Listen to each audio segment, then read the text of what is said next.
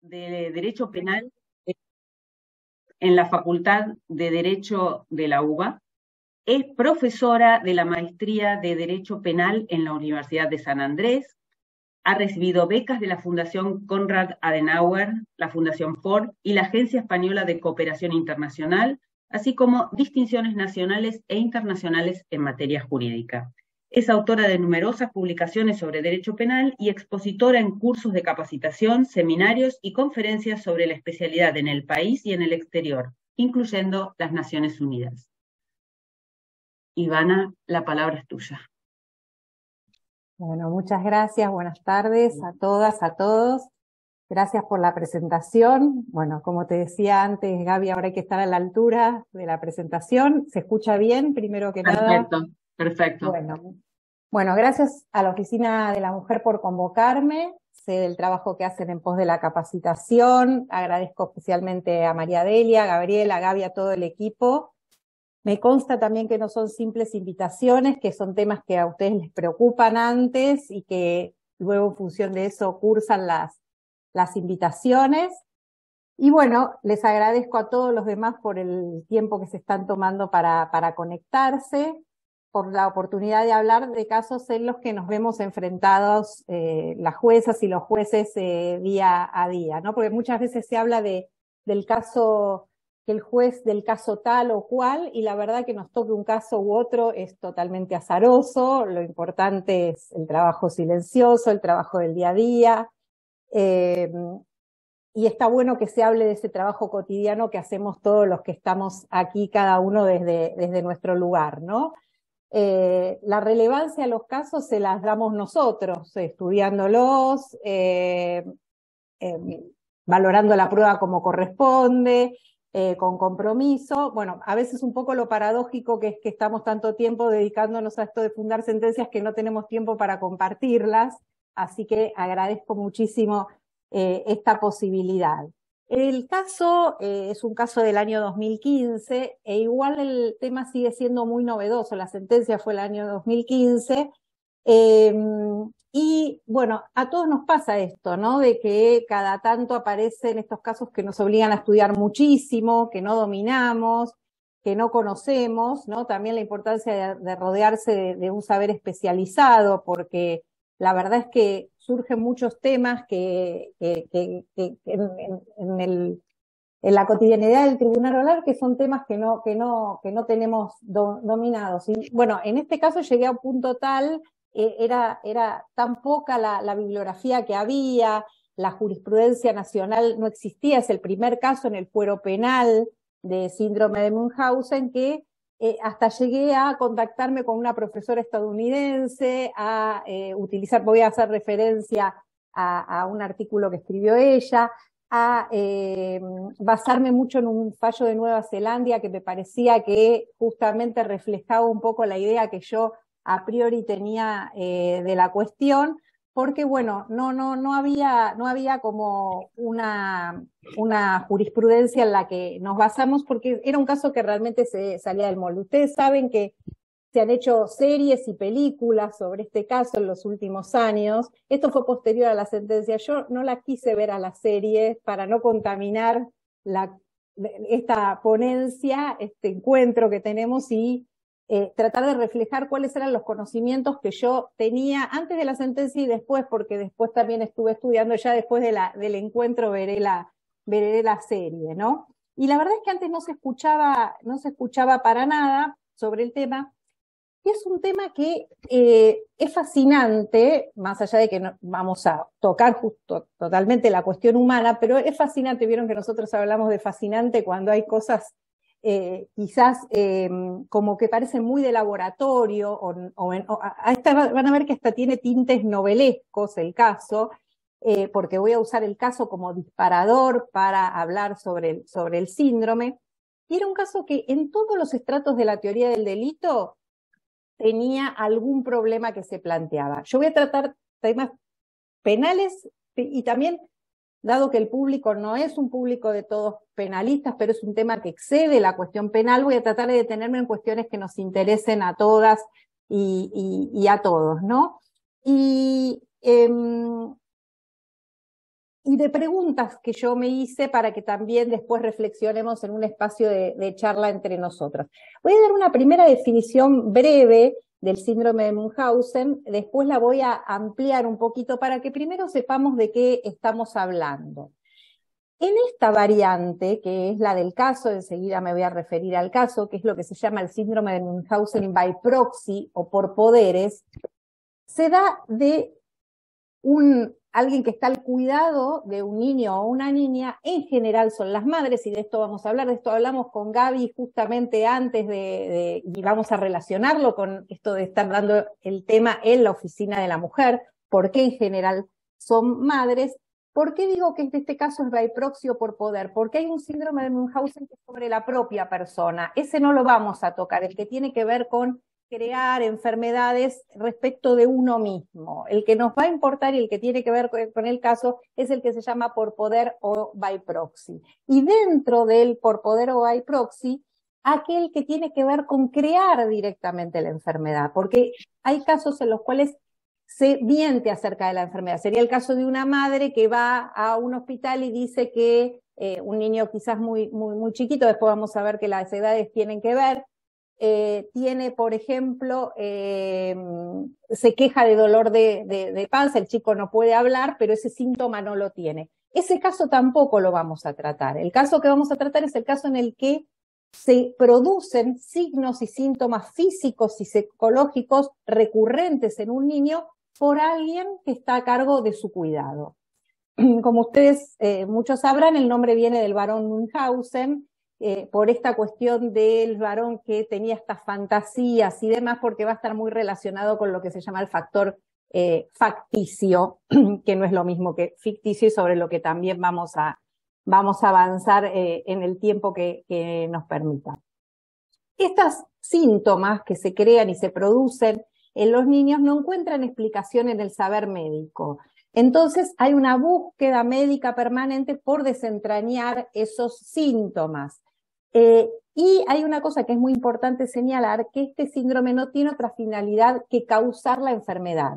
Si hubiera una finalidad ulterior, por ejemplo, causar una enfermedad para cobrar cierto subsidio o demás, ya no estaríamos hablando del síndrome de Munchausen. Justamente este síndrome se explica por sí mismo, no tiene una finalidad ulterior. Lo demás sería una simulación, sería otra cosa, ¿no? Y donde hay muchas dudas es en relación con, y también lo vamos a tratar, por ahora lo estoy presentando, donde hay muchas dudas en la comunidad científica es ¿qué hay detrás de ese síndrome? ¿Por qué? ¿En qué se motiva el síndrome? Algunos dicen que es un modo de llamar la atención, colocándose quien lo padece en el lugar del paciente, ¿no? Quien padece el síndrome. Otros, y esto lo vamos a relacionar también con esta cuestión de que se trate de una mujer en general, de una madre, es el hecho de mostrarse como una madre abnegada, porque vamos a hablar sobre esto del estereotipo de la buena madre y qué mayor demostración positiva de abnegación que alguien que a partir de las enfermedades de sus hijos está buscando denodadamente atención para esos hijos, ¿no? Y después vamos a ver que puede haber algunas otras motivaciones. Una también de la que a veces se habla es de personas que quieren mostrar el fracaso de los médicos, de mostrar el fracaso de terceros. Bueno, lo que vamos a hacer primero es determinar los hechos de la causa, porque, como me han enseñado los buenos maestros, uno a veces empieza a hablar muy en abstracto, pero la pregunta es, ¿pero qué pasaba en la causa? ¿No? ¿Cuáles fueron los hechos? Vuelvo a decir, el caso es un disparador, porque es un caso muy emblemático de síndrome de Munchausen, y vuelvo a decir que fue el leading case, pero después vamos a hablar del síndrome en sí. Bien, en este caso se trataba de un niño que en el año 2009, lo vamos a llamar S, para no dar el nombre del niño, tenía 3 años y 5 meses, había estado internado en el Hospital Garrahan en observación, porque durante 1 año y medio presentaba síntomas gastrointestinales de importancia. En el hospital empieza a presentar cuadros de vómitos y diarrea a repetición. Esos cuadros derivan en una deshidratación importante que enseguida, bueno, no enseguida, pero cuando los médicos son anoticiados, es revertida por suero. En cuanto a la materialidad fáctica, se comprobó que en la sangre del niño estaba presente una sustancia que se llama digoxina. Vamos a ver que es muy común esto del envenenamiento. El nombre comercial de la digoxina es el Lanicor. El niño no tenía prescripta esa droga, y lo que tiene esa droga de especial es que el margen que hay entre el rango terapéutico y el rango tóxico es muy estrecho. Entonces el peligro de muerte está muy presente. Y estaba dado, además de no estaba prescripto y estaba en una dosis no adecuada, y el niño presentaba lo que ya se llama una intoxicación digitálica. Lo que se produce es un exceso de potasio y esto lleva al paro cardiorrespiratorio. ¿Cómo fue advertida la presencia de digoxina? Díganme si voy muy rápido porque quiero abarcar todos los temas, o más o menos se sigue bien. Bien. La presencia de digoxina fue advertida por los médicos y bioquímicos del hospital. Ya en el Garrahan, esto hay que agradecérselo mucho a los médicos, ya en el Garrahan empezaban a observarse cada vez más casos de este tipo y los médicos empezaron a tener el ojo un poco más entrenado. Porque, ¿qué pasa? También lo vamos a mencionar, pero me adelanto un poco. Las personas que padecen el síndrome lo que hacen en general, sobre todo ahora ya están como más esta cuestión de la historia clínica unificada, de la historia médica unificada, pero lo que hacen en general quienes padecen este síndrome es peregrinar por distintos centros de salud hasta que empiezan a levantar alguna sospecha, entonces se van a otro centro de salud. Pero en el Garrahan ya tenían el ojo bastante preparado para esto. Entonces, le practican un dosaje en sangre buscando la digoxina directamente, que se llama digoxiremia. ¿Por qué buscaban la digoxina? Porque habían visto en una historia clínica que la madre había presentado muy puntillosamente una receta de esa droga. Tengo que hacer una aclaración. A esta mujer ya le habían muerto 2 niños de casi 6 años y una beba de 8 meses, 1 y 4 años atrás. Y después vamos a ver que nosotros teníamos imposibilidad de juzgar esos hechos porque estaban en otra jurisdicción y entonces había que ser muy cautos a la hora de cómo tomar esas muertes anteriores. Las tuvimos en cuenta, pero no a los fines del juzgamiento, sino a los fines del dolo. Vieron esto en la historia clínica. ¿Y por qué? Porque a uno de los niños que murió tenía una enfermedad congénita leve y sí le estaba prescripta esa droga. Lo que no tenía sentido es que esa droga estuviera presente en el niño que ahora estaba tan grave, ¿no? Entonces ellos lo relacionaron enseguida y además vieron como una desafectivización por parte de la madre. Ella estaba con toda esta cuestión medio como ausente. Un día que se retiró a su pueblo, podemos decir el nombre de la madre porque, bueno, ya está condenada con sentencia firme, Soraya Solano. Un día que se fue a buscar ropa a su pueblo, hicieron el dosaje, dio negativo. Cuando la madre vuelve, el niño presenta síntomas, hacen otra vez el dosaje y da positivo. La cuestión de la prueba yo la estoy simplificando, pero fue bastante complicada y podemos, si nos da el tiempo, después avanzar, pero prefiero seguir avanzando con otros temas. Otra cuestión era si la dosis suministrada era suficiente para matar al niño. Esto no tenía que ver con la cuestión de si estaba presente o no presente la dioxina, sino ya con un tema de calificación, si se calificaba como lesiones o si se calificaba como un homicidio tentado, que es como finalmente se calificó, más allá de algunas cuestiones que vamos a hablar acerca de la culpabilidad. Entonces ahí la pregunta era solamente sobre la calificación. Una vez que estaba determinada la materialidad fáctica, lo que había que determinar era la efectiva participación de la imputada. Esto que les contaba de que los síntomas aparecieron cuando estaba solo ella. Y la verdad es que también este tema fue muy complicado. La defensa opuso algunas cuestiones que tenían que ver con no haberse probado, con que no estaba probada la participación, pero por la vida en sangre que tenía la droga, era claro que la única que podría haber dado esa droga era ella, y además se trataba de una droga que no estaba presente en cualquier botiquín, sino una droga que la madre ya conocía porque se la había dado a su médico fallecido. A su hijo ya fallecido. Después estudiemos ese lapsus que tuve recién.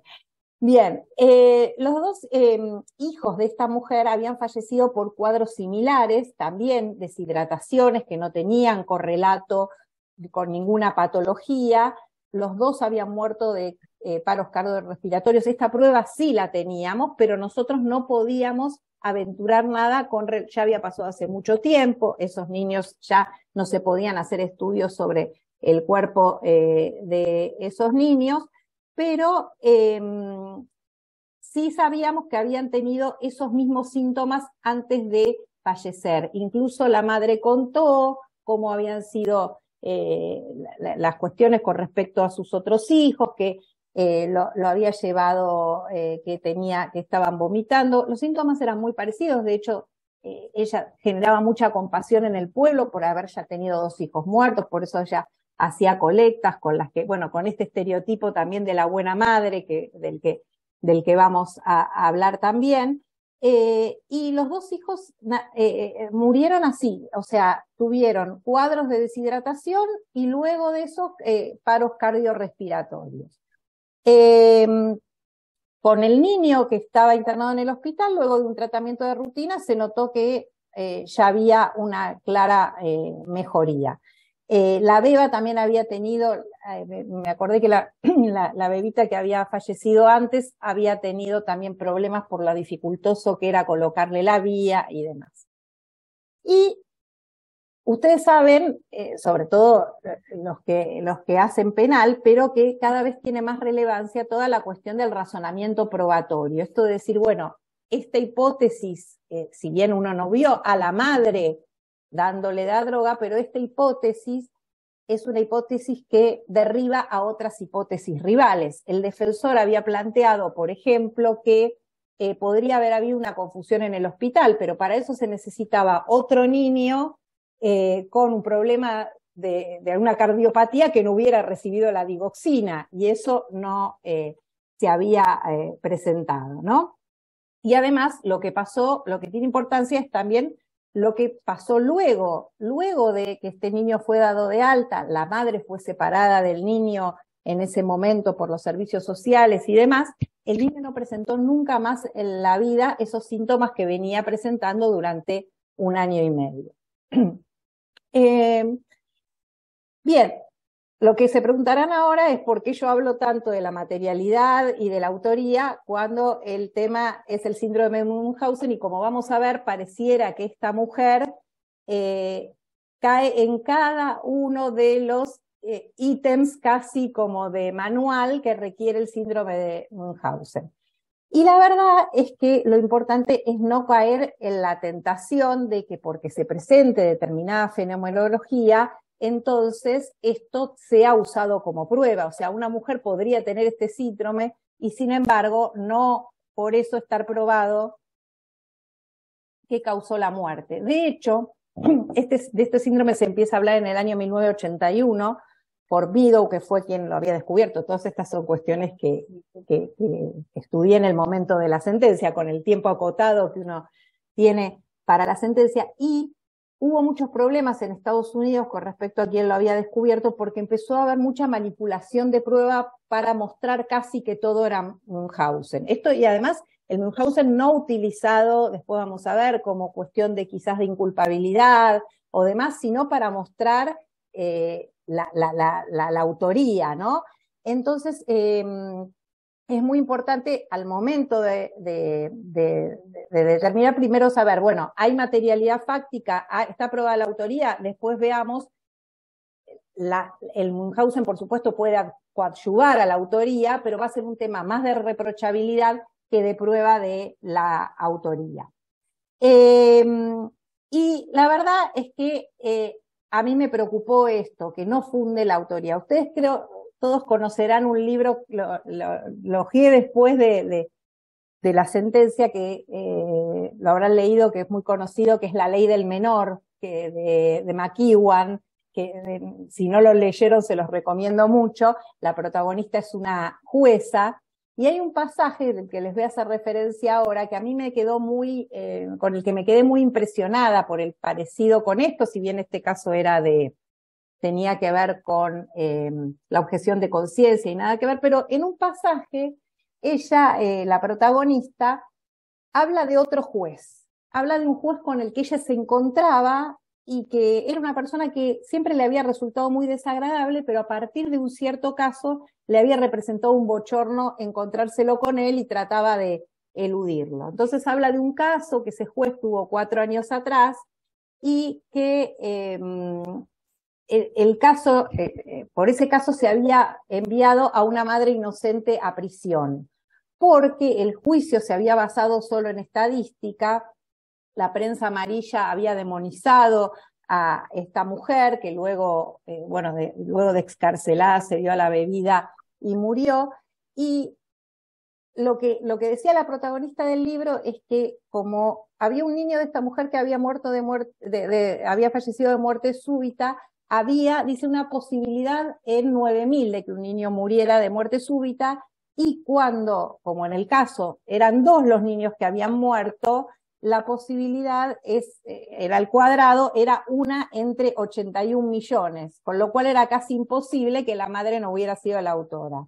Y entonces tenía que haber intervenido en las muertes, o sea, sin buscar la prueba se decía que había intervenido en las muertes. Y de hecho, la mujer después se comprueba que era inocente, que había habido una manipulación de la prueba, y la protagonista en ese momento se dice que en momentos de desilusión con la justicia le bastaba evocar el error de su colega para confirmar un sentimiento pasajero de que la ley, por mucho que ella lo amara, en el mejor de los casos no era un asno, decía ella, sino una serpiente, y una serpiente venenosa. Entonces, era muy importante, pues después se determinó que un patólogo había ocultado una evidencia crucial sobre una infección bacteriana que tenía esta mujer, pero la policía y la fiscalía buscaban fuera de toda lógica una condena. Y a esto también es algo a que tenemos que estar atentos. Es decir, pasaba que ante testimonios divergentes de varios expertos médicos sobre la causa de la muerte, acá vamos a ver que no se trataba de eso, como dice la protagonista, la ley había preferido estúpidamente un veredicto de culpabilidad en lugar de optar por el escepticismo y por la incertidumbre, ¿no? Que eso es lo que a veces puede ser un peligro, ¿no? Y por eso también se estuvo muy atento a cómo el síndrome de Münchhausen había sido utilizado en Estados Unidos ya como composiciones condenatorias a priorísticas de parte de algunos peritos y de parte de operadores.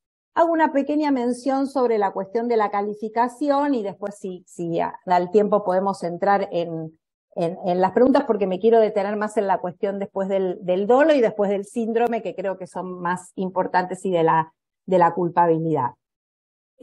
Aquí la intoxicación digitálica había comenzado, entonces había 2 riesgos posibles con la intoxicación digitálica. El propio de toda deshidratación, o esto de presentar una arritmia mortal, como podía presentarse en casos graves, pero ya se trataba de un envenenamiento que estaba en marcha.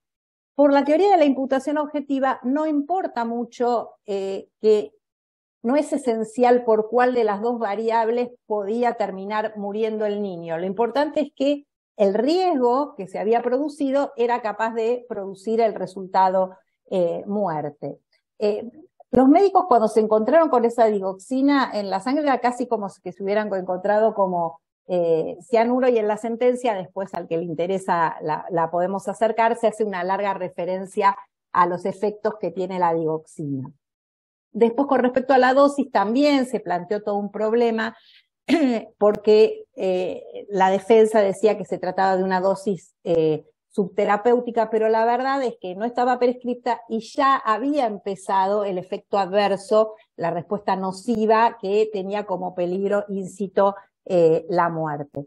Y para eso la defensa incluso dijo, bueno, acá hay una tentativa inidónea, porque la madre en todo caso venía haciendo estas cosas y nunca había producido el resultado perdón, nunca había producido el resultado muerte. Y bueno, a eso se puede contestar, en la sentencia lo nombramos en 2 oportunidades, con el famoso caso de la barraca de Lachmann, para los que no lo conocen. Son esos casos que suenan medio raros porque son traducciones del alemán. Entonces, de la caseta, bueno, era una de esas kermés que hay en la que se practicaba tiro al blanco y se hacía una apuesta, una señorita, por supuesto, estaba con una copa en la mano y se hacía una apuesta de que se le iba a dar a la copa. Entonces alguien podía decir, bueno, el peligro para la integridad física de esa mujer existió siempre, más allá de que el tirador hubiera ya tirado en 20 oportunidades y no hubiera dado en el blanco. Acá se podía hacer una analogía con eso, es decir, que ya antes hubiera concurrido a hospitales porque había vómitos, diarrea y demás, y no haya llegado a la muerte, no significaba que podía pasar como la copa de la barraca de Lachmann o de la caseta del tiro al blanco. Pero sí se planteó una cuestión muy interesante con relación al dolo, que tiene que ver con esta cuestión de que en principio, y ahora les voy a decir por qué, en principio se supone que el síndrome tiene que ver con, en este caso, el de una mujer que no quiere el resultado muerte. Entonces, ¿cómo tratar el dolo en un caso en que justamente lo que se quiere en todo caso es seguir con lo que llaman ese objeto, vamos a ver después también por qué objeto, vivo para tener esa compasión, para generar esa lástima y demás. Y este fue un caso que a mí me permitió, la doctrina penal está muy dividida entre la teoría más clásica, que dice que el dolo es conocimiento y voluntad, y la teoría más moderna, a la que adscribo, que indica que el dolo es solo conocimiento. Es decir, mientras se tenga conocimiento del riesgo que se está causando, entonces hay dolo. Más allá de que en el fuero íntimo quizás no es un resultado esperado. Y hay constelaciones de casos que se dan con respecto a esto. Y primero quiero decirles por qué, después vamos a ir al elemento de la voluntad y esto del querer, pero primero quiero afirmar por qué podemos decir que la madre conocía del riesgo, porque una cosa que tenemos que afirmar primero es por qué estamos diciendo que ella sabía que dándose droga causaba un riesgo de muerte. Y ahí sí es que tiene importancia la muerte no la muerte, sino lo que a ella le había ocurrido con la muerte, con el tratamiento del niño que sí padecía una enfermedad cardíaca leve. Ella varias veces sabía que era una dosis muy difícil de ajustar entre lo terapéutico y el rango que ya era tóxico, y de hecho había tenido con el niño anterior, esto sí constaba en las historias clínicas y eran prueba en la causa, más allá de que nosotros no podíamos probar la muerte de ese niño, sí eran pruebas esas historias clínicas, acerca de que ella sabía perfectamente de los efectos de la droga. Entonces, porque les decía, su hijo, el de 5 años, había tenido un par de veces intoxicación digitálica. Los médicos, y esto lo leímos bien en las historias clínicas, en el caso, los médicos varias veces le advirtieron sobre el tema de que tenía que ajustarse la dosis, sobre los peligros que tenía la dosis. Así que ustedes pueden leer ahí que podemos decir que el dolo, en esto podemos citar a varios autores, pero quizás el mayor especialista en dolo es Ragués y Valles, y él habla de que hay que tener en cuenta para el dolo los conocimientos objetivos anteriores. Y ahí vemos que que decimos, sabía de los efectos del medicamento, como está en la diapositiva, sabía de los peligros intrínsecos que tenía, ¿no? El tema de las intoxicaciones digitálicas, de que era necesario que hubiera un control que ella no ejercía sobre este niño, sabía que los vómitos llevaban a deshidratación porque le pasó con los 2 niños, sabía las complicaciones que tenía la deshidratación, tanto el tema de tener que aplicar vías que podían ser peligrosas en niños pequeños y demás, como los efectos de la deshidratación como causa de muerte, ¿no? Entonces, podemos decir con lo que si quieren ya podemos sacar la diapositiva, con lo que se llama la teoría, gracias, de la idea de lo que es el dolo como representación, que esta mujer no hay duda que se representaba que el peligro podía ser un peligro de muerte, ¿no? No importaba cómo se habían producido esas, quizás en el caso del niño que sí tenía medicada la digoxina, el lanicor, se debió la intoxicación a un error por lo difícil que era proporcionarla, pero lo importante es que sabía de estas consecuencias, ¿no? Aquí voy a hacer un paréntesis y ustedes se estarán preguntando ya, bueno, ¿qué pasaba con el padre acá? Que vamos a hacer referencia en un par de oportunidades, porque él se mostraba totalmente reacio a esas constancias que tenían que ver con los hijos anteriores. No las relacionaba en ningún momento, vamos a hablar de la personalidad que tenía, y acá ya hay una primera cosa que desde este grupo podemos empezar a reflexionar, que es que muchas veces ustedes han estudiado el tema y han visto videoconferencias en las que se hablan de las omisiones de las madres cuando los padres ejercen violencia física o ejercen violencia sexual, y entonces se cuestiona mucho el rol de la madre en esos casos, y aquí en ningún momento de todo el proceso, porque esto ya venía así desde la instrucción, fue cuestionado el rol del padre como por una posible omisión. El padre fue testigo en el juicio, pero en ningún momento estuvo el tema de cómo tomar ese no ver del padre, en estos casos teniendo ya 2 hijos fallecidos. Bueno, afirmado el conocimiento, voy medio corriendo, pero bueno, espero poder llegar. Les decía que hay un tema con la voluntad, por esto de que teóricamente no se quiere la muerte. Esto también está medio en discusión, porque como hay un factor un poco, dicen en el síndrome, un poco compulsivo y un poco como adictivo, a veces se juega un poco con ese peligro de la muerte. De hecho, dicen que el 70% de los casos, en las estadísticas que yo había leído de los Estados Unidos, por lo menos se producen en hospitales, porque uno podría decir, bueno, está en un hospital, ya está protegido, pero hay como un juego ahí con no ser descubierto, y hay un porcentaje que va del 9 al 31% de los casos en que los niños mueren. Y se dice, no está tan claro que no se quiera la muerte, en un porcentaje alto sí, pero no está tan claro que no se quiera la muerte, porque la muerte misma también inspira esta cuestión de la compasión y demás. Así que parece que los filicidios se dan de manera bastante reincidente en los casos de Münchhausen, ¿no? Como un poquito podemos ver acá si diéramos por probado que ella causó la muerte de sus hijos. Pero supongamos que consideramos válida esta hipótesis de que no se quiere la muerte.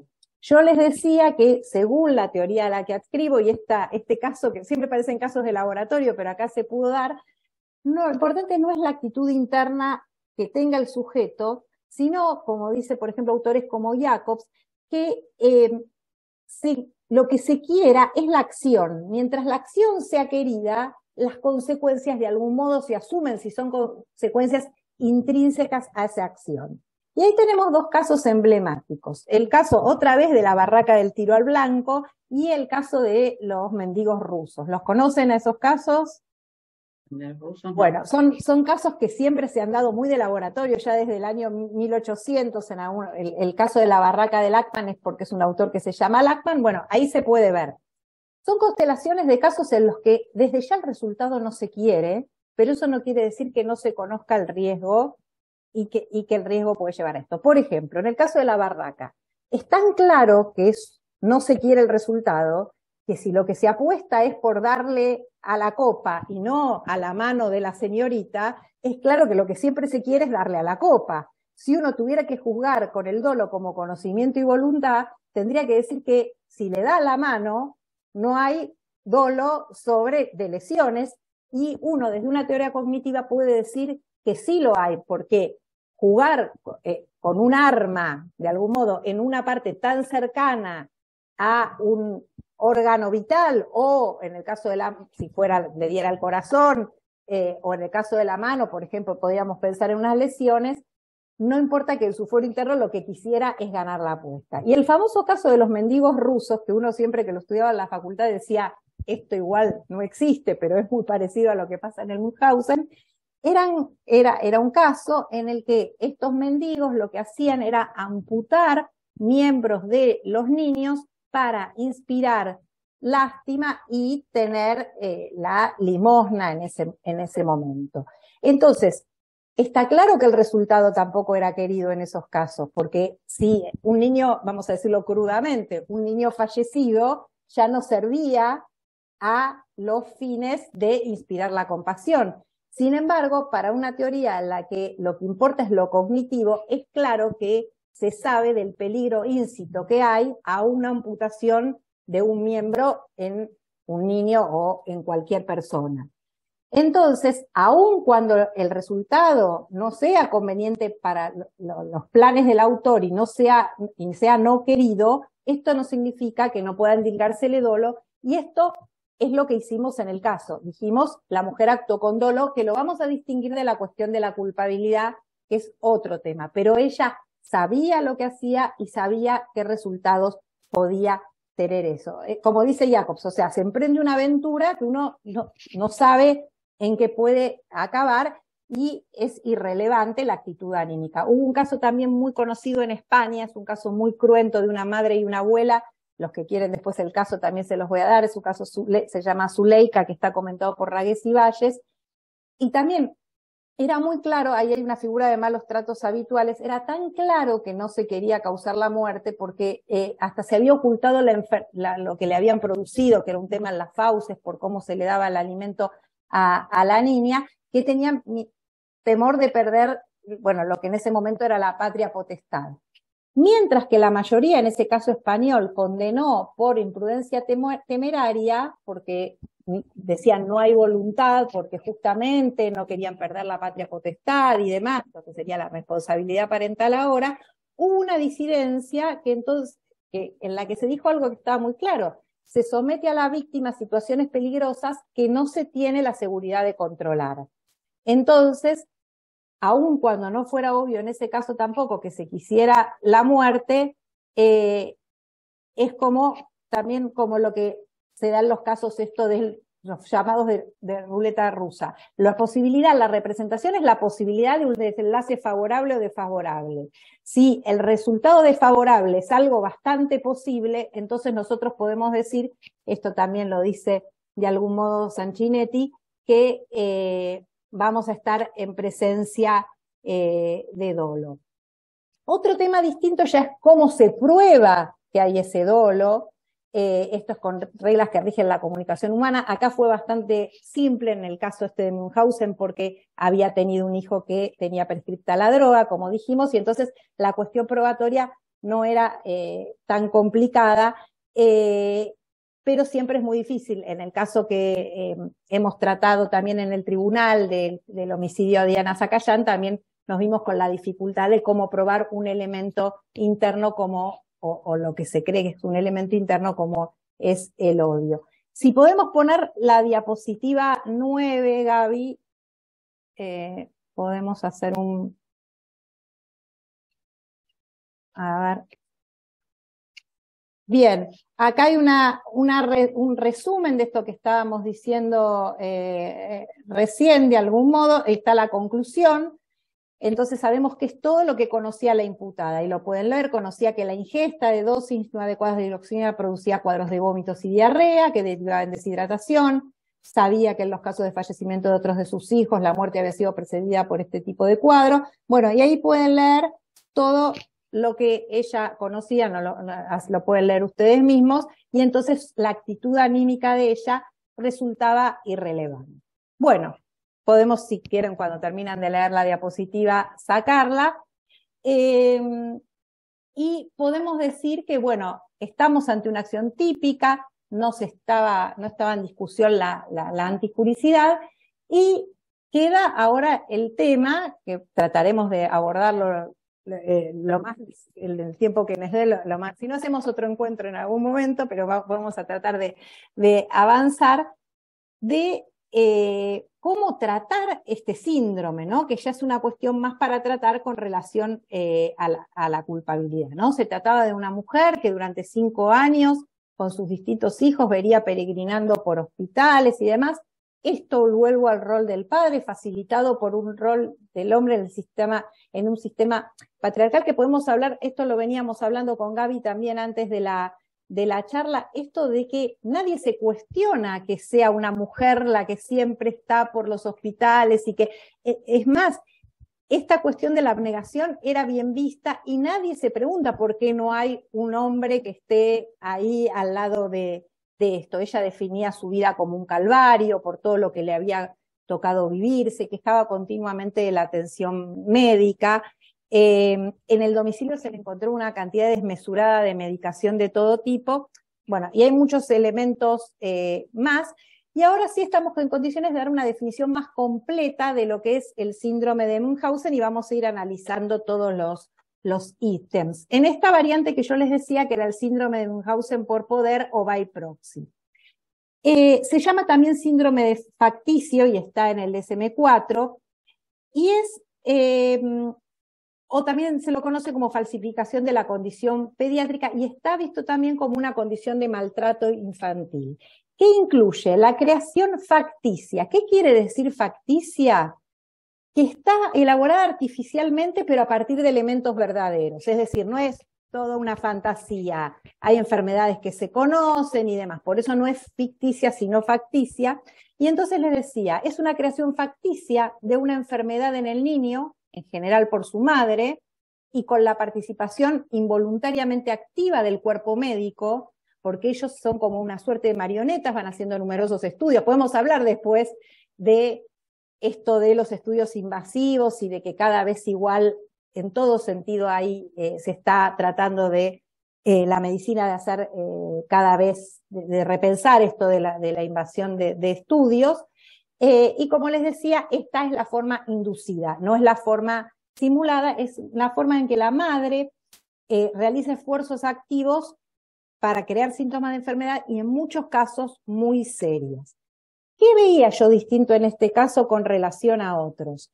Veía que no se trataba de una acción puntual como a veces tenemos A mató a B, sino que era una acción la de esta madre cuando creó esta deshidratación y demás, enmarcada dentro de un síndrome que hacía más dificultoso tratarlo como una conducta puntual. Entonces, esto es uno de los primeros problemas a los que nos vemos como distintos a los que siempre veníamos teniendo. Lo primero que tengo que decir, lo primero después de haber hablado ya, pero lo primero sobre el síndrome es que todos los peritos psiquiátricos, todos los que intervinieron, dijeron que no se estaba en presencia de un caso de inimputabilidad, porque no se encontraba psicosis. Después podemos entrar en la discusión de los alienistas, no alienistas, ¿no? Si es necesario encontrar psicosis para que alguien sea inimputable. Algunos peritos, a mi modo de ver, inexplicablemente, porque esto de la inimputabilidad, por supuesto que es algo discutible, pero van a ver cómo se va subsumiendo todo el síndrome. Algunos llegaron a decir que ni siquiera veían un síndrome de Münchhausen by proxy o por poderes, pero la verdad es que la mayor parte de los peritos que intervinieron sí, esto era bastante novedoso para todos, pero claro, hay algo que choca también, ¿no? La complejidad de las maniobras, la preparación de los escenarios, la manipulación hacia el equipo médico, el despliegue de conocimientos médicos, porque vamos a ver que eso también es muy importante en el síndrome. Bueno, como les decía, no se la consideró inimputable, me parece que lo mejor ahora sería, podemos ver la diapositiva 11, después la vamos enumerando y vamos hablando de algunos supuestos, es cómo está descrito el fenómeno del síndrome de Münchhausen. A ver si lo podemos. Bien. Entonces, primero tenemos, como dijimos, una aparición de enfermedad persistente y recurrente que no puede ser explicada desde el saber médico. Trataban de este niño ver si tenía algún tema metabólico, no había manera.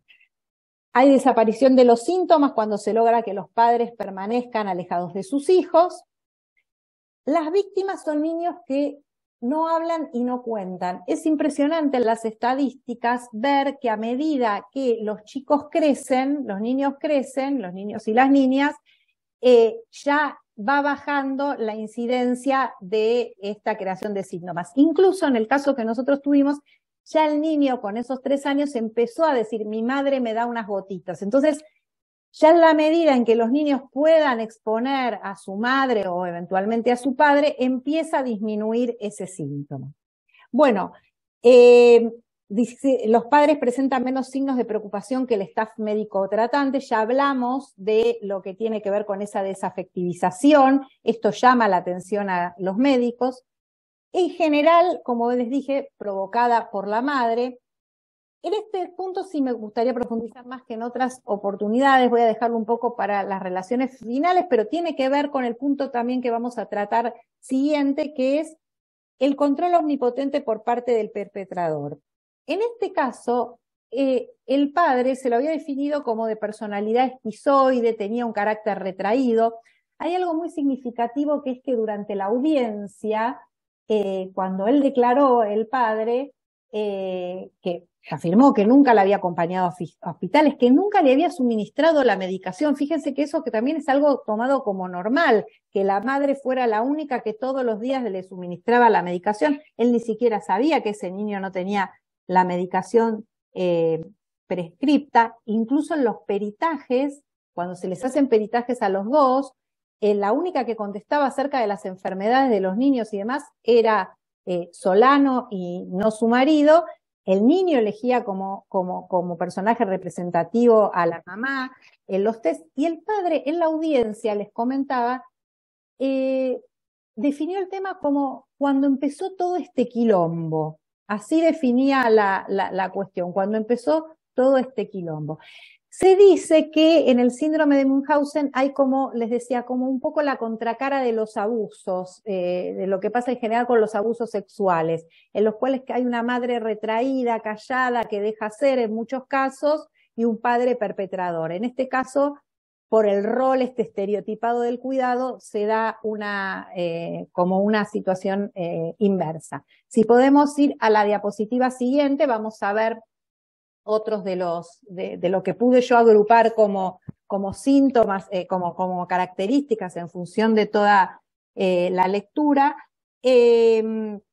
La modalidad es una modalidad en general inducida. El envenenamiento por lo insidioso, como en este caso, es algo muy común, por lo secreto. Les decía que se da muchas veces en los hospitales, bueno, si bien hay muchas otras distintas formas, la verdad que el envenenamiento a veces es incluso con sustancias legales, ¿no? Como con sal, con café, con otras circunstancias con otras sustancias que se dan en demasía. Bueno, yo les hablaba de la desafectivización. Eso nos impresionó mucho también durante la audiencia. Por ejemplo, cuando hacía referencias a su beba que había muerto un año atrás, el tono era totalmente monocorde, no mostraba ningún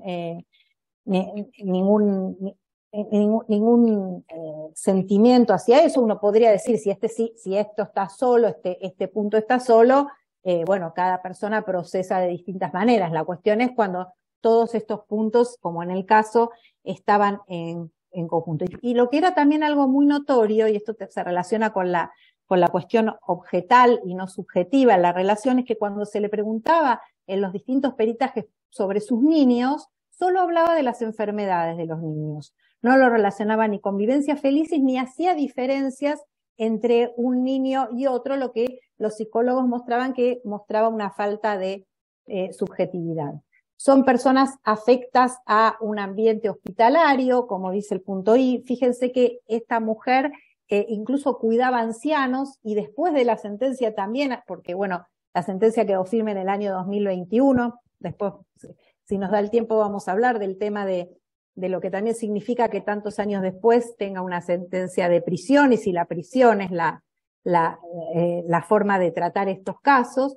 Pero bueno, tenía muchos conocimientos médicos y de farmacología, como dice el punto J, es lo primero que llamó la atención a los médicos. O sea, quiero decir, acá no nos preocupemos porque todas somos, todos los padres de algún modo siempre estamos con la cuestión de que le decimos al médico porque estuvimos googleando esas cosas que no hay que hacer. Esto era muy exagerado y sobre todo se notaba la diferencia porque esta mujer tenía solo estudios primarios. Entonces, tener tanto conocimiento médico y farmacológico con estudios primarios llamaba la atención. La relación con los médicos era de lo más amable, por eso se logró que los médicos hicieran muchos estudios, primero en su pueblo, después cerca en una ciudad más importante cercana a su pueblo, después en el Sor María Ludovica. Fíjense todo lo que tuvo que pasar hasta que llegara al Garrahan. Creo que actualmente se puede estar más atento a estas cuestiones y que se dieran cuenta que algo no andaba bien en relación con, con la relación madre-hijo. Se le hicieron numerosos estudios invasivos, les puedo nombrar solo algunos, también los pueden ver en la sentencia: enfermedad celíaca, para comprobar si tenía eso, numerosos laboratorios, tratamiento antiparasitario, exámenes parasitológicos, de materia fecal. Ya había tenido 5 internaciones con colocación de suero, endoscopías digestivas altas y bajas, esto durante 1 año y medio, y en su momento no había llamado la atención, ¿no? Y es como que los médicos terminan operando en forma contraria a su función de cuidadoras de salud, pero por este manejo que se tiene. Primero, la relación es muy buena con los médicos, después ya no tanto, cuando la persona que padece el síndrome de Münchhausen los tilda de fracasados. Eso se veía mucho en los peritajes. Decía, cuando Solano hablaba con los peritos, decía que habían fracasado los médicos en el esfuerzo de curar a sus hijos. Acá hay un punto muy interesante que es el maltrato y abandono en la propia infancia, y en este caso, por eso les decía que ya tiene casi ribetes novelescos, y también nos hace pensar mucho sobre los estereotipos de madres y padres y demás. Esta mujer había referido que se había casado a los 16 años, que solo había querido el embarazo que solo había sido deseado el embarazo de su hija mayor. Esto es interesantísimo porque la única que nunca había tenido problemas de salud era la hija mayor, que la acompañaba incluso a todas las audiencias de juicio, pero con el resto de los hijos dijo: yo no los quise tener, tomaba pastillas anticonceptivas, pero por temas hormonales los tuve. Y hay algo que es más interesante todavía en cuanto a la coincidencia temporal y a esta repetición de estereotipos y demás. Las enfermedades en su primer hijo, que datan del año 2004, empiezan a darse cuando esta mujer entra en contacto con su padre biológico. Había toda una historia de abandono de ese padre biológico, ¿no? Lo que yo llamo los abortos de los padres que directamente abandonan. Venían de clases sociales diferentes, de pueblos diferentes y demás. Ella tiene en determinada edad, a los 20 y pico, hace un esfuerzo por reconocer a su padre. El padre biológico no la quiere reconocer, pero como era, adivinen qué profesión tenía, farmacéutico, comienza a sí ayudarla en darle los medicamentos que ella decía que necesitaba para sus hijos. Comienza a encontrarse en un pueblo vecino y el padre le empieza a dar los medicamentos. Entonces, otra cosa que también hizo pensar a los profesionales es si el síndrome no solo era un modo de llamar la atención de la sociedad, sino de su propio padre, ¿no? Que se había colocado la había abandonado, ¿no? Había una rivalidad muy fuerte con su madre. Ella hablaba de Soraya con su madre, en lugar de endilgarle algo al padre que no le había reconocido, hablaba mal de su madre, decía que ella no iba a ser como su madre. Ahí también puede explicarse un poco el síndrome, demostrar que ella era mucho mejor madre que su madre, ¿no? Esta necesidad de que quién ocupa mejor el rol de madre, destacando que la cuidaba mucho mejor que sus hijos. Ella decía, uno quiere lo mejor para sus hijos, no quiero repetir las historias de mi madre, y los psicólogos lo veían como justamente un intento de diferenciación de las funciones maternas, ¿no? Esto de la desafectividad de la madre como mecanismo de proyección, porque ella decía que la madre nunca le había dado cariño, y para ella la mejor forma de dar cariño era esto de cuidarlos con las enfermedades, ¿no? Mientras le echaba la culpa a la madre que no se había comportado de acuerdo a sus capacidades. Es muy interesante porque un compañero de la facultad en algún momento me comentó sobre un libro, sobre una actividad que se hace en Estados Unidos, que es que los jueces o quienes participaron en algún juicio interesante, a mí me había convocado justamente porque yo en su momento en la corte había trabajado en el caso de Tejerina, cuando trabajaba ahí proyectando, se ocupan de ver qué pasó después con aquella persona o a la que se condenó o a la que se absolvió y demás. Y se escriben libros acerca de qué pasó, por ejemplo, con la mujer a la que no se le dio el lugar en el autobús, los famosos casos, y ver cómo siguieron sus vidas. Entonces me entró esa curiosidad y quise ver un poco qué estaba pasando con Solano, porque yo sé que se había intentado una revinculación, todavía la sentencia no estaba firme, y es impresionante, si ustedes lo ven, lo pueden googlear, es un video de 2017, 2 años después de la condena, a 4 años espero poder llegar a explicarla, en la que ella, junto con otra persona del pueblo, hablan de un campo de deportes que estaban haciendo, y casi lo primero que dice es: esto es muy importante para mi hijo, que ya era un hijo adolescente, que era el hijo que había sido víctima en el caso que estamos tratando, porque así puede tener actividades deportivas. Y fíjense cómo de algún modo la cuestión seguía, ¿no? Esto de demostrar que ella estaba preocupada porque su hijo hiciera deportes y demostrar sus capacidades como madre. Bien, con respecto al punto, se discute si se trata de un trastorno mental o si detrás de ello hay trastorno mental. Algunos dicen que no se puede explicar mejor el síndrome por un trastorno mental. Lo que sí se ve muchas veces es que se trata de personalidades narcisistas, egocéntricas, con escasa capacidad de empatía, pero está discutido si hay una correlación entre la descripción fenomenológica que estamos viendo y el trastorno de personalidad. Algunos autores dicen que no se da tan evidente, está en el DSM-4, pero también como trastorno facticio, pero también como maltrato infantil. Sí hay que decir respecto de Solano que ella había tenido atención psiquiátrica durante la adolescencia, que ella decía que veía crucifijos, después que no podía más ver imágenes religiosas, ni crucifijos, ni a su propia madre.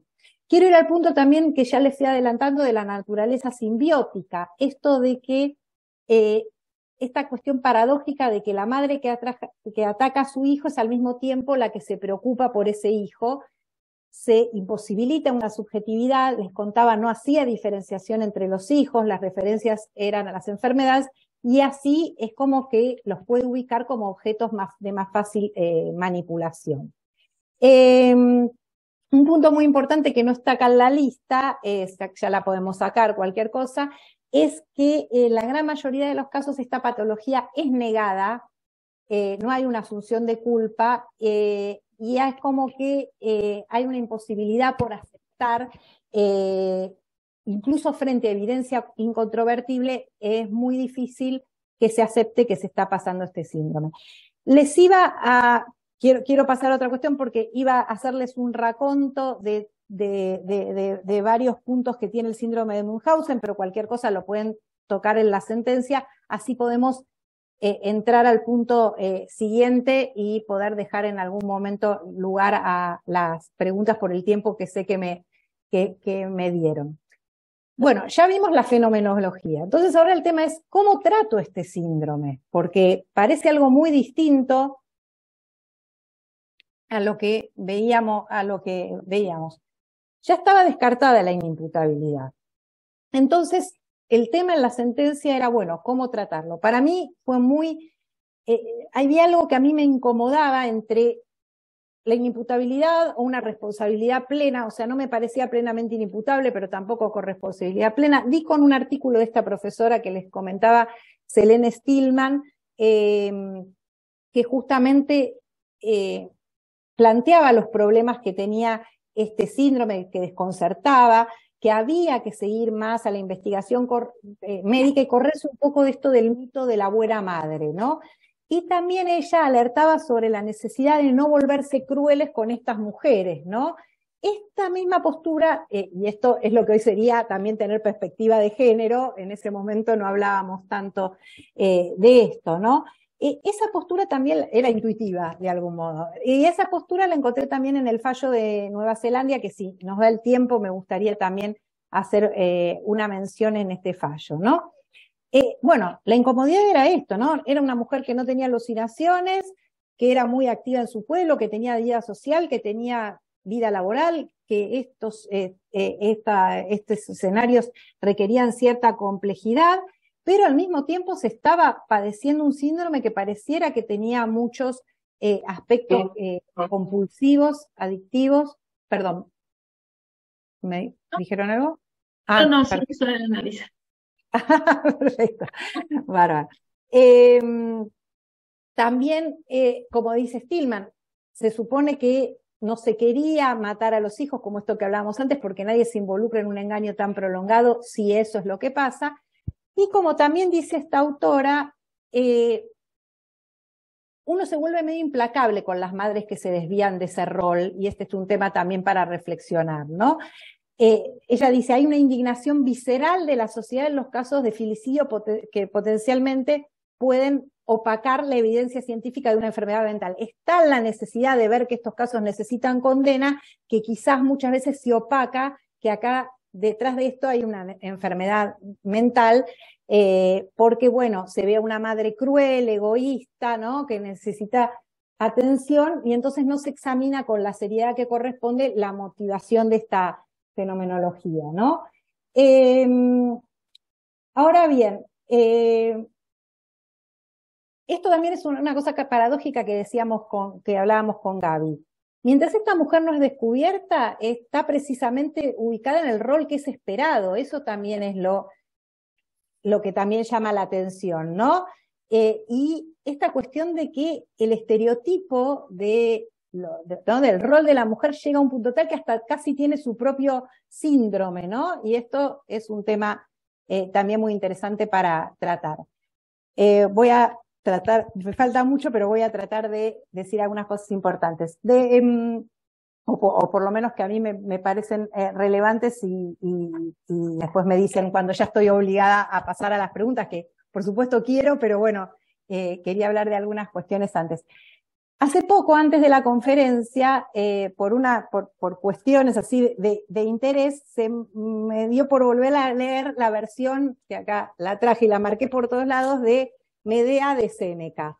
¿Por qué? ¿Por qué lo relacioné con esta versión en donde se trata de una madre que mata a sus hijos y demás? Porque en digamos de algún modo, remake de Séneca que hace de la tragedia griega, hay como una necesidad imperiosa, y esto cambia la Medea anterior, de que la madre sea vista como alguien inimputable. O sea, solo una persona loca puede matar a sus hijos, ¿no? Y esto que está marcado acá, que ahora no me da el tiempo, es todas las referencias que hay a la locura, que las marqué, bueno, también estoy un poco loca yo que hice esto, pero todas las referencias que hay a la locura, que la hace tanto la nodriza como Jasón y demás, como que esa es la única forma en que una madre puede llegar a hacer esto de matar a sus hijos. Pero hay una sola parte que sí quiero dar relevancia, que me pareció súper interesante y relacionado un poco con este síndrome, que hay un momento en el acto quinto en el que Medea se convence a sí misma de que sus hijos ya no son de ella, sino de Jasón y su nueva esposa, porque ella lo que tiene es estos celos por su nueva esposa, y entonces dice, ya no son hijos míos, ¿no? Entonces, al no verlos, dice, estos hijos antaños míos, pagad vosotros el castigo de los crímenes de vuestros padres. Como esta cuestión de, en la medida en que no tengo una relación subjetiva con ellos, puedo hacer lo que hago, de todos modos dice que está envuelta en contradicciones, pero que el resentimiento va por sobre el cariño. Bueno, merece un encuentro aparte, Medea, en versión Séneca, ¿no? Ahora, la inimputabilidad en la sociedad es todo lo contrario, o sea, la sociedad se indigna tanto que cuesta ver mucho la enfermedad mental. Entonces, voy a ver si me da un poquito de tiempo para esto. Yo lo que me pasó es que me encontré que para mí era un clásico supuesto de culpabilidad disminuida. El tema es que nosotros no tenemos como tal a la culpabilidad disminuida. Hay otros países, había una diapositiva preparada, pero no vamos a llegar, en la que países, por ejemplo, como Alemania, que se piensa en un sistema que no es binario, que no es plenamente imputable o plenamente responsable, sino que tiene esta culpabilidad disminuida y entonces los tratamientos van en función de eso. Algunos tienen que ver con la inimputabilidad y otros con esta falta de control, de imposibilidad de controlar los actos. Después lo pueden leer, autores como Ježek o Roxin tratan esta cuestión de la inimputabilidad. En Estados Unidos se resuelve de otra manera, porque siempre lo único que hacen es sacar en los casos de Münchhausen la premeditación, pero nada más que eso. Dejan el dolo, sacan lo que ellos llaman la mens rea, pero dejan también la culpabilidad.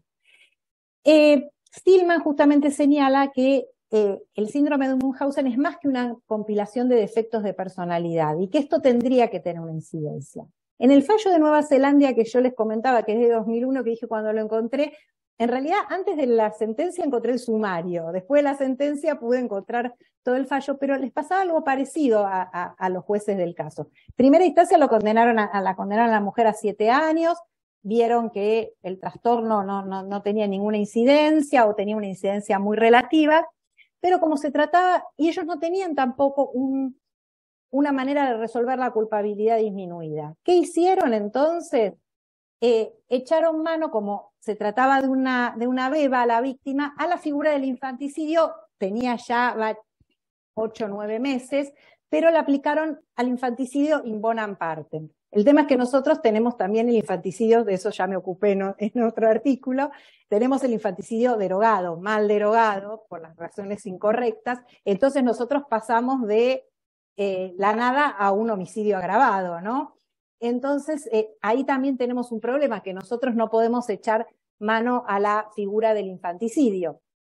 Entonces, dando vueltas sobre el asunto, esto de reconocer que hay un desorden mental, es cierto que hay un maltrato a los niños, pero inducidos por un desorden mental, que hay grados de deterioro, vi que la posibilidad que teníamos era echar mano a las circunstancias extraordinarias de atenuación, que las tenemos en nuestro Código Penal, es un sucedáneo.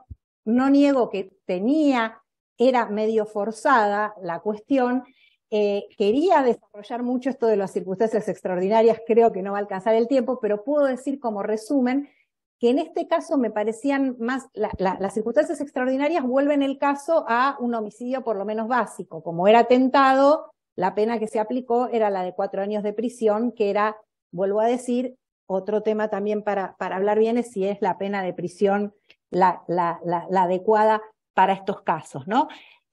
Algo que también quiero mencionar es que también según el fuero, he hablado con colegas antes que están en el fuero civil, y es interesante porque los mismos peritos que en el fuero penal echan mano de este síndrome para decir es una mujer cruel, desalmada, imputable, es la misma que en el fuero civil dicen no puede tener obviamente la responsabilidad parental porque no está en su sano juicio de algún modo, ¿no? Entonces esto también es algo que es interesante de hablar de cómo podemos ver esta división a veces artificial en fueros cuando estamos tratando de una misma persona, más allá de que las consecuencias sean diferentes. Bueno, les decía, yo quería avanzar mucho sobre las circunstancias extraordinarias, quizás no lo voy a poder hacer, pero demostrar cómo, bueno, esto de... Lo que sí quiero decir, quizás una cosita muy pequeña con relación a eso, es que acá me parecía interesante porque las circunstancias extraordinarias de atenuación lo que hacen es volver al tipo básico. El tipo básico de algún modo asume que los vínculos están quebrados. Ya después de la reforma de 2012,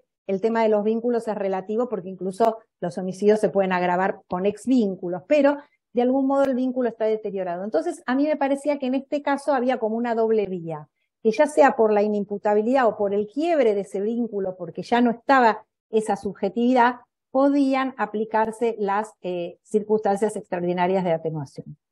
También quedan como temas para discutir y ver, porque ya sé que estoy súper pasada del tiempo, el tema de esto de si está claro que son casos en que la pena no es disuasiva, son mujeres que no van a delinquir en relación con otras personas que no sean sus hijos, entonces la pena como efecto disuasivo no se lo tiene.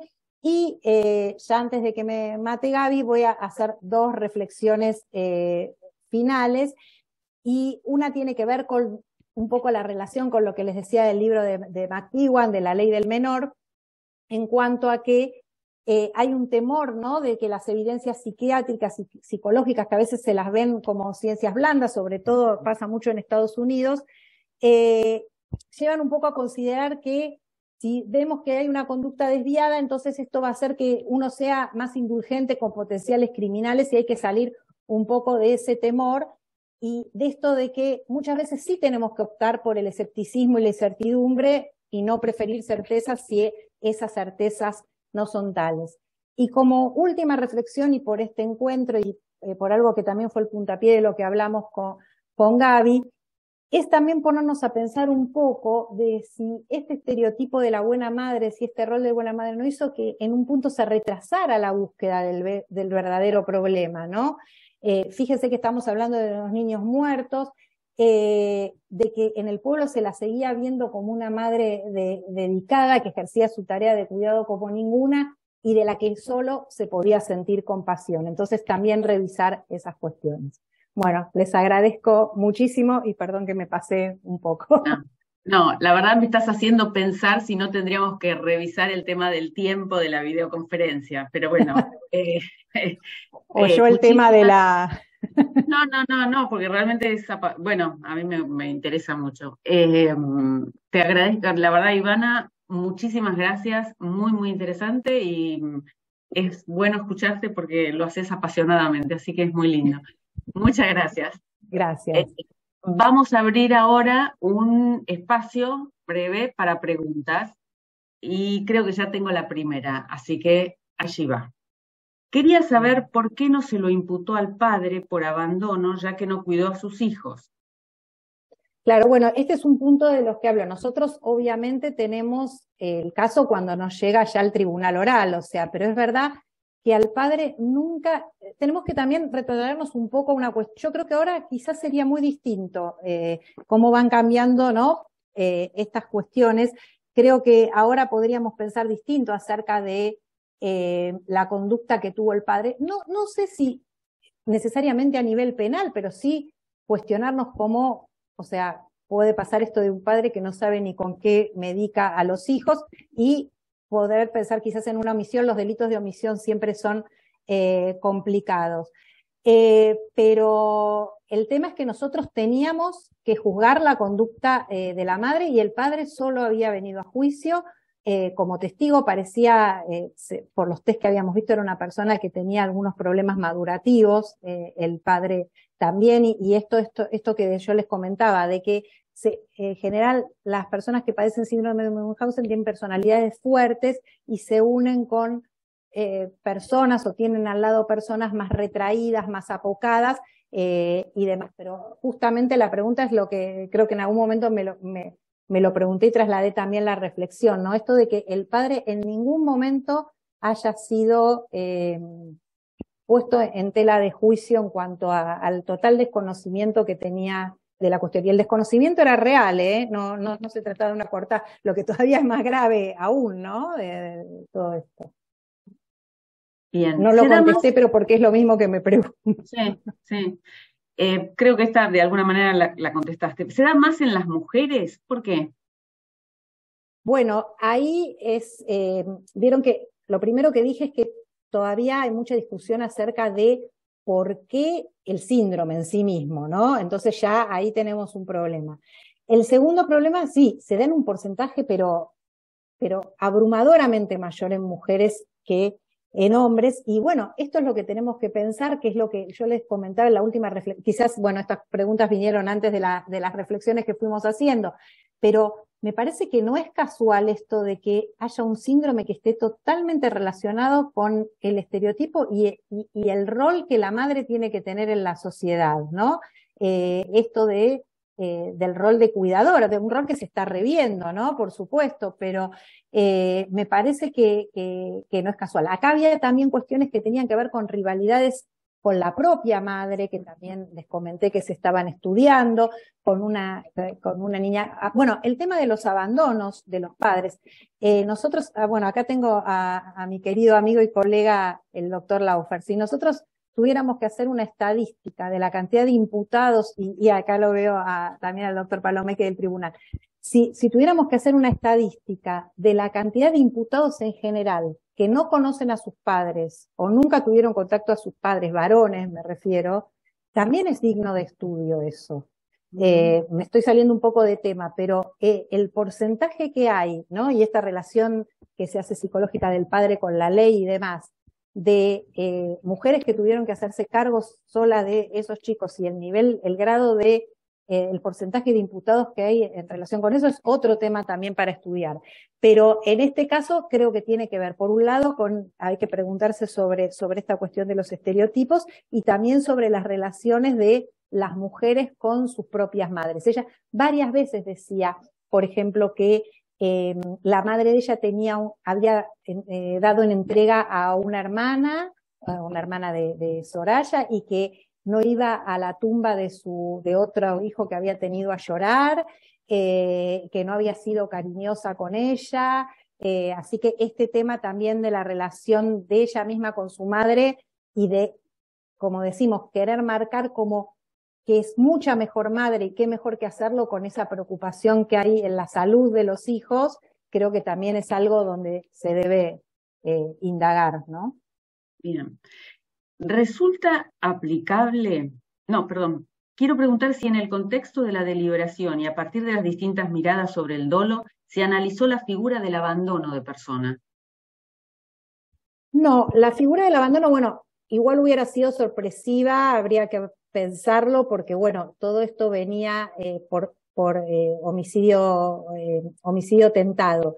En realidad, en cuanto al dolo, si bien no estábamos, quizás yo soy la más fanática en cuanto al dolo como conocimiento, pero creo que todos veíamos que podía argumentarse en este caso la cuestión de un homicidio doloso tentado.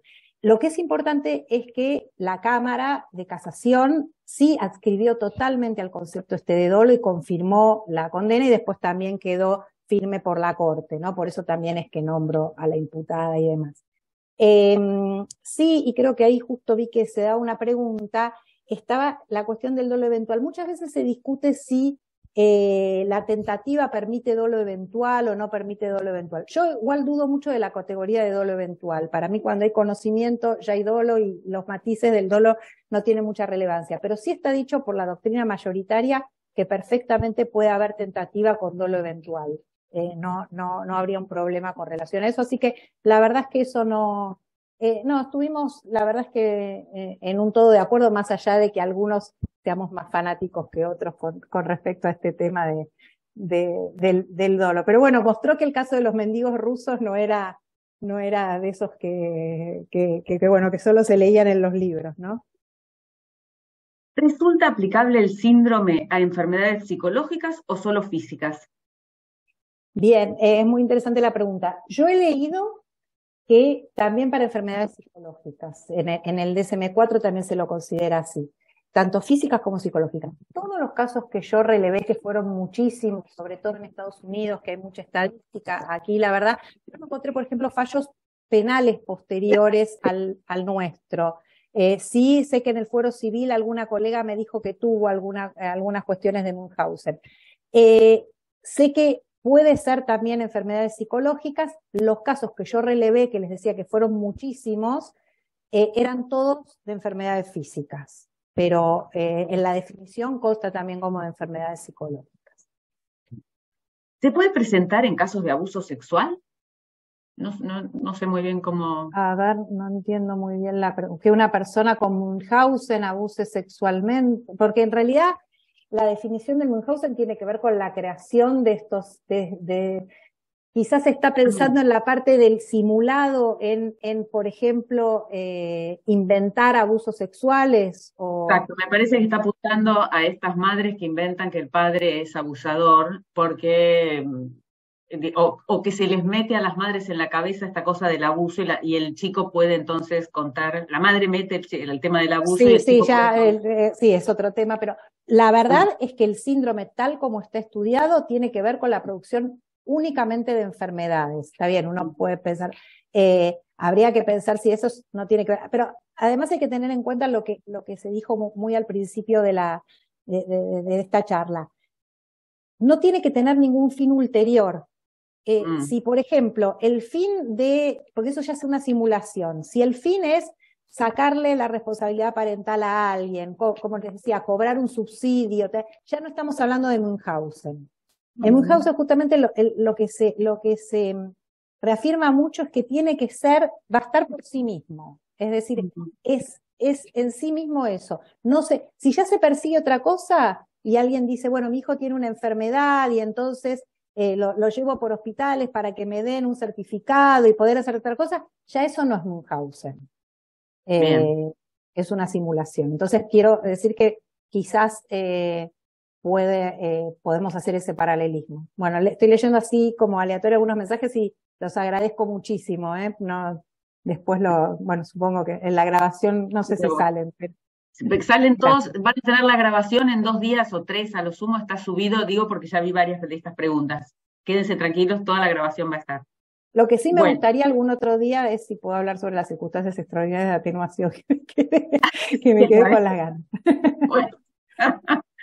Bueno, ¿cuál es su opinión sobre la derogación? Me parece que acá te vas a meter en un tema penal, pero bueno, ¿cuál es su opinión sobre la derogación del infanticidio? Me surge la pregunta porque acentuó que estaba mal derogado.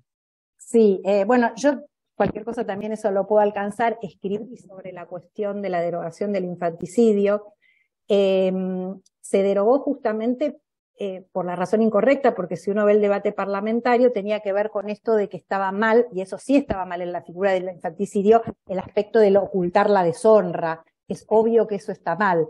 Ahora, desconocer que hay un estado puerperal en el cual ciertas conductas pueden cometerse con una cierta culpabilidad disminuida, es no atender a un factor que médicamente esto lo estoy diciendo muy, muy sucintamente y porque me voy de tema, pero es decir, se puede, y de hecho muchos proyectos de códigos penales tienen la cuestión de volver a tener esta figura intermedia del infanticidio, ¿no? De esta figura de algún modo privilegiada, sacando esta cuestión del ocultar la deshonra, que obviamente es totalmente anacrónico, pero sí atendiendo a lo que tiene que ver con circunstancias propias del estado puerperal. Y de hecho, bueno, en el caso de Tejerina, también por las circunstancias extraordinarias y todo, tuvo que también acudirse. Por lo menos tenemos las circunstancias extraordinarias que no estuvieron pensadas, nacieron pretorianamente para otras cuestiones, pero más que nada para el familiar humillado y demás, pero la verdad es que nos permiten de algún modo tener estos sucedáneos de la culpabilidad disminuida, también a falta de infanticidio. Sí, el infanticidio es todo otro tema, pero sí, creo claramente que está mal derogado. O sea que uno ve el debate y dice, no, ¿cómo puede ser en estas épocas ocultar la deshonra? Sí, claramente, no, pero tenía otra pata el infanticidio que incluso se podía mejorar y definir mejor qué es el estado puerperal. Pero bueno, se lo derogó como entre gallos y medianoche, como suele ocurrir, y bueno, nunca más, si bien hay algunos proyectos, nunca más se sancionó, ¿no? ¿Cómo se vincula con la perspectiva de género el síndrome? Es decir, ¿cómo se puede juzgar con perspectiva de género ante esta situación? ¿O ahí debe primar la perspectiva de la infancia ante la de género? Bueno, es súper interesante la pregunta, porque yo también me lo preguntaba esto y esta cuestión de que está claro que en principio es una mujer que tiene que estar alejada de sus hijos, como se hizo al principio, por justamente proteger esa infancia, después ver si hay posibilidades con este síndrome de revinculación y demás. yo creo que no tienen por qué, o sea, obviamente se ven como antagónicos en este caso, por eso esta cuestión de que al mismo tiempo de que es un maltrato infantil, hay una cuestión de culpabilidad disminuida, pero uno puede decir, ¿por qué antagónico? Puede haber maltratos infantiles que tienen como base subyacente un deterioro en la capacidad de culpabilidad, ¿no? Pero yo creo que la perspectiva de género en un punto sí tiene que ser tenida en cuenta en el sentido de, como les decía, de por lo menos, como lo advierte Stillman, no quedarnos con la cuestión de que se trata simplemente de una mujer cruel, egoísta y fría, como en general lo muestra en las películas, pero tengo que ver todavía la serie, si es que está buena, no sé, no quise todavía verla, me lo dirán los que la vieron, pero yo creo que la perspectiva de género, y quizás no es necesariamente perspectiva de género, pero es en un punto sí, porque tiene que ver con su propia historia de vida. En Nueva Zelanda, por ejemplo, en el fallo de Nueva Zelanda se le dio mucha importancia a la historia de vida, que acá en los peritajes había muy pocas referencias a la historia de vida de ella. Bueno, la relación está con el padre y que los síntomas comenzaron a aparecer cuando se quiere revincular con su padre, y el padre no la reconoce, es impresionante. Y el padre le mande la medicación, que se la mandaba también sin preguntar nada, sin reconocerla, le mandaba la medicación. Creo que es algo que son puntitas de perspectiva de género que tenemos que tenerlas en cuenta, por lo menos por eso yo me separé de la cuestión del dolo, ¿no? Pero sí a nivel de culpabilidad. No podemos desconocer que está todo este contexto alrededor, ¿no? Sí, la serie, esa es la que tengo que ver. Sí, nos vas a tener que terminar esta función recomendándonos la serie. Bueno, que la serie no la vi, la tengo que ver. No la quise ver porque dije, me va a contaminar, digo, quiero estar como yo estuve antes del fallo y como estudié después de la sentencia. Después, bueno, ya voy a ver qué dice la serie, ¿no?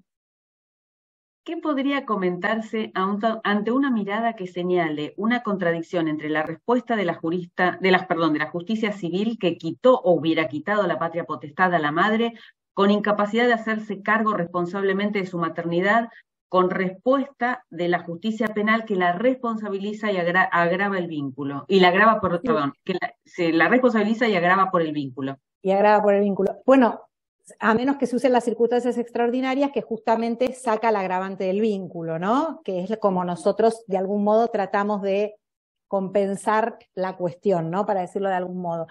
Creo que también esto hice referencia, no sé si las preguntas fueron previas o quizás no fui del todo clara, pero yo creo que es algo sobre lo que también tenemos que reflexionar. Es verdad que se persiguen cuestiones diferentes. Alguien puede no estar apto para su responsabilidad parental y sin embargo tener que responder penalmente. Lo que sí me hace ruido es esta cuestión de que para decir que no está apto se la toma como una persona insana y no sea insana en punto a la responsabilidad penal, ¿no? Pero me parece que esto es algo que tenemos que, a veces hay una división así entre los fueros que no nos permite tener este tipo de conversaciones que me parecen súper bienvenidas, ¿no? Quizás este es un muy buen espacio para incentivar eso también. Porque aparte, si no, los penalistas hablamos con los penalistas, los civiles, por eso este espacio me parece súper interesante. Bueno, sí. Voy a hacer 2 preguntas más y nada más digo para que no se ofendan aquellas preguntas que no alcancen a ver la luz. Una vez cumplida la condena, ¿existe la posibilidad de revincular con sus hijos? Bien, ahí también hay, bueno, todas son buenas preguntas. Yo les comentaba que recién la condena quedó firme en el año 2021. Nuestra condena fue el año 2015 por los recursos y demás. Quedó firme en 2021 y a mí, y bueno, en ese momento se la detuvo, porque yo con esto de que dije, bueno, hay que seguir los casos y ver qué es lo que pasa después con esas decisiones que tomamos y esas decisiones tan importantes que tomamos. Vi que se la detuvo, se la alojó cerca de la localidad de la provincia de Buenos Aires donde ella vive, y la verdad es que me pregunto ciertas cuestiones, ¿no? Esto de que veo un video en el 2017 en el que ella habla de su hijo yendo a hacer deporte, en el que evidentemente había habido una revinculación, Yo sé, hasta el punto en que tuvimos en el juicio, sabíamos que Solano podía ver a su hijo con personas presentes, una vez por semana, una cuestión así, que el niño preguntaba por su madre, porque obviamente, claro, como es una forma de maltrato insidiosa, oculta, que no se ve, el niño no entendía. Es distinto a otros casos en los que la madre le daba las gotitas, él decía eso, mi mamá es la que me daba el remedio, las gotitas, entonces es muy complicada esta cuestión. Entonces, a mí la verdad es que me pesa, nosotros no teníamos otra posibilidad que a lo sumo esa culpabilidad disminuida, en el sentido de que no estaba declarada inimputable, ni nosotros teníamos herramientas para hacerlo, pero me pesa saber qué es lo que pasó con posterioridad, una condena de prisión de 4 años, ¿no? Que era el mínimo de la pena que nosotros podíamos imponer.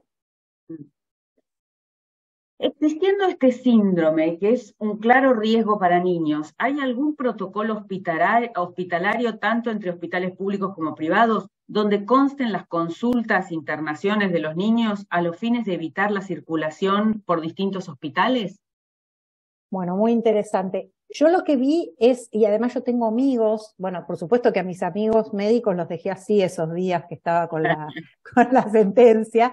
Tengo amigos que han trabajado también en el Garrahan, no con este caso, pero ellos están realmente muy formados y creo que cada vez se va expandiendo más esta cuestión, porque ellos, fíjense que esto venía hace 1 año y medio, ya había estado igual internado el niño en el Garrahan, incluso en una de las internaciones, pero hubo algo que terminó por no cerrarles. Pero bueno, pasó mucho tiempo. Yo creo, no sé cómo está, esto quizás lo puede contestar si hay algún profesional médico que siempre hay en el auditorio, esto de que se está tratando de unificar las historias clínicas en general. Y es más que saludable, acá está, soy médica, que decía la doctora. Que no hay una historia clínica. Claro. Acá tenemos que un poco, y eso es muy lamentable, estar a la alerta o lo suficientemente preparados en el síndrome que estén los médicos, como estuvieron los del Garrahan. La verdad es que una historia clínica unificada es bueno no solo para esto, sino para muchísimas cuestiones, para cuestiones que tienen que ver con violencias, para cuestiones que tienen que ver con la salud de todos nosotros, ¿no? Ni hablar para estos casos. En el pueblo, fíjense que en el pueblo donde vivía esta mujer, incluso también hay cuestiones culturales, ¿no? Era un pueblo en el que ya se sabía de esos 2 niños muertos y en ningún momento hubo un signo de alerta en ese lugar. Entonces la importancia de que esto esté unificado es enorme, enorme. Claro. Vemos cómo seguimos con este tema. Muchísimas gracias. Muchas gracias a todos y a todas y nos vemos en la próxima videoconferencia en un mes. Muchas gracias, Gaby. Solo quiero decir que si bien yo tuve el voto que encabezó, obviamente esto es producto de un tribunal y hubo deliberación y demás, así que también agradecerle a mis colegas por haber tenido fructíferos debates. Y bueno, y gracias a toda la audiencia.